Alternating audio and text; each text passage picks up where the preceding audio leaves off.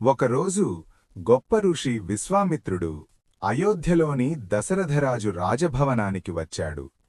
అతని ముఖంలో ఆందోళన మరియు దృఢసంకల్పం కనిపించింది. తాటక, మారీచ, సుబాహు అనే శక్తివంతమైన రాక్షసులు తన పవిత్ర ఆచారాలు మరియు యజ్ఞాలకు భంగం కలిగిస్తున్నారని ఆయన వివరించాడు.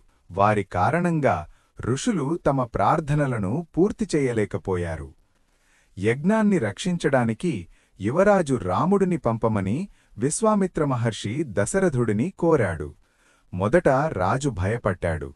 రాముడింకా చిన్నవాడు, కాని విశ్వామిత్రుడు రాముడు సాధారణ పిల్లవాడు కాదని, అందరినీ రక్షిస్తానని అతనికి హామీ ఇచ్చాడు. చాలా గౌరవంగా దశరథుడు అంగీకరించాడు.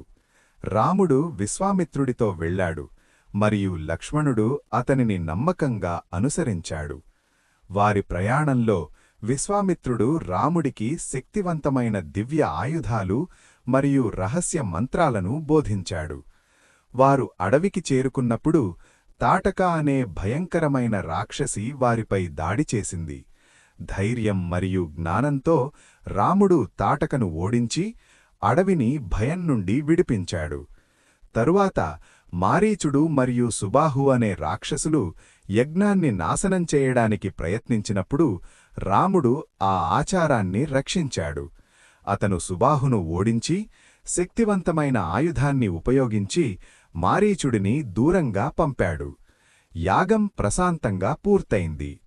విశ్వామిత్ర మహర్షి సంతోషించి రాముడిని ఆశీర్వదించి అతను ధర్మరక్షకుడు అవుతాడని చెప్పాడు. ఈ ఎపిసోడ్ రాముడి ధైర్యం, విధేయత మరియు దైవిక శక్తిని చూపించింది.